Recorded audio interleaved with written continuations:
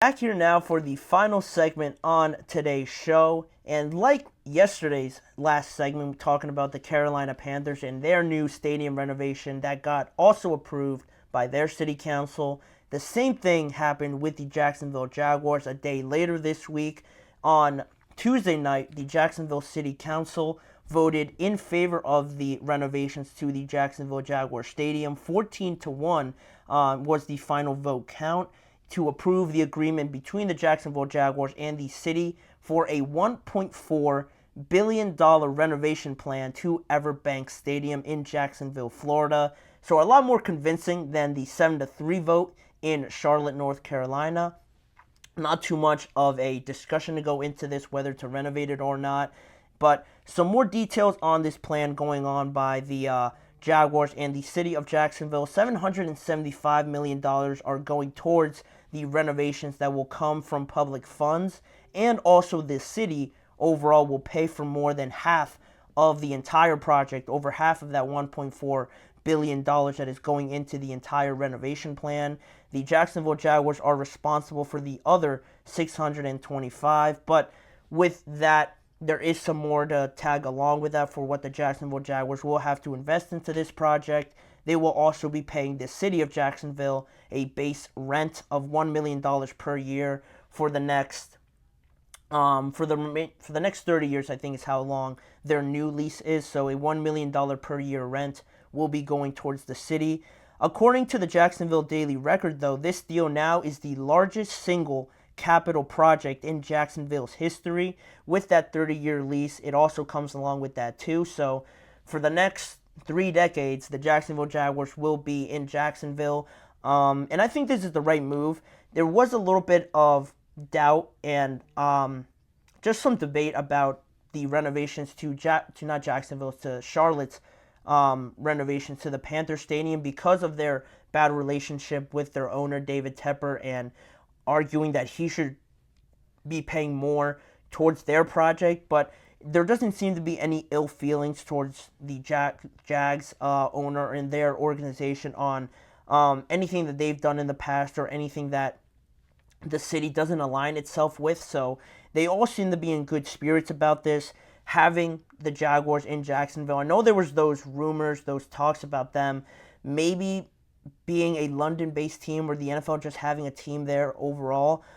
There were just some rumors about the Jaguars being that team, but now that is all out the window. You can forget about that. They're going to be in Jacksonville for the next 3 decades. And speaking of their owner and their organization and how it's run, the Jaguars owner Shad Khan, who is worth $12 billion, by the way, is also responsible for the cost of overruns of the renovation, and also 80% of the game day expenses will also be charged to Shad Khan. So that is another thing that the Jaguars will have to be responsible for if the city is paying for over half of it. These other little things should be going towards the Jaguars. I think that's a fair trade-off, and why we probably got that 14-1 final vote in the end. Like I mentioned, this follows the Carolina Panthers City Council also approving their renovation on Monday night. This approval happened on Tuesday night, and now both stadiums that ironically opened around the same time in 1995 and in 1996 and haven't been renovated really since then are getting much needed improvements to their stadiums. Just one of the oldest stadiums overall, both of them in the NFL. So this was a long time coming in two cities where maybe not too much else is going on in terms of sports. You have Charlotte FC in Carolina. You have the Carolina Panthers, but not the Charlotte Hornets, but not too much outside of that. So potentially losing one of these teams in either city was definitely going to be the worst thing that could happen.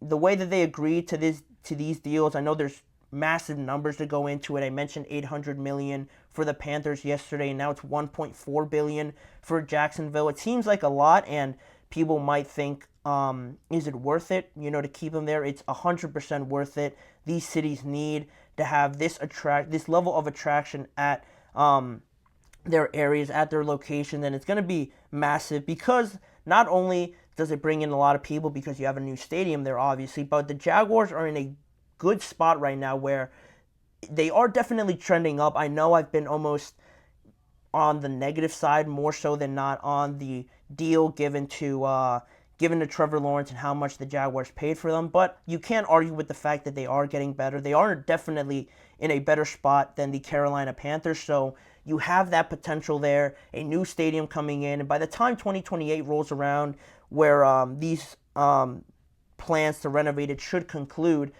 you would hope that the Jaguars are in a very good spot, contending for AFC championships, contending for Super Bowls. Hopefully, that's the ultimate goal. You get a new stadium coming in. It should bring new life to this city, and that's always a great thing to bring in some revenue to those cities as well.